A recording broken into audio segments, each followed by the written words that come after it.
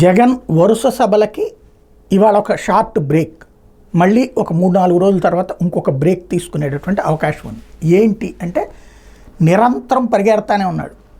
సిద్ధం సభలు, సెక్యూరిటీ అంతా పరిగెడతానే ఉంది. మధ్యలో అక్కడ పండగలప్పుడు బ్రేక్, అదే కొంచెం రిలాక్స్. మళ్ళీ సభలు, మళ్ళీ హెలికాప్టర్ సభలు, వెనకాలే సెక్యూరిటీ అంతా పరుగులు పెట్టాలి, ఇట్టించి అటు అట్టించి ఇటు.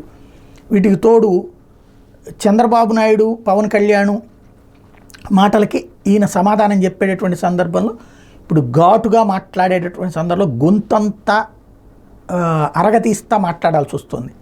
తాజాగా జగన్ ఆ స్పీచ్ల కారణంగా గొంతుకి అన్రెస్ట్ అయిపోతుంది. ఇక్కడ ఏంటంటే 10 మంది లేరు ఇక్కడ పార్టీకి, ఒక్కడే మొత్తం ప్రచారకర్త. తెలుగుదేశం పార్టీకి అటు లోకేష్, ఇటు బాలకృష్ణ తిరుగుతున్నారు. ఇప్పుడు మొన్నటిదాకా ఉన్నదాన్ని ఇప్పుడు కంట్రోల్ చేసిన ఒక పక్కన బ్రాహ్మణి తిరుగుతున్నది.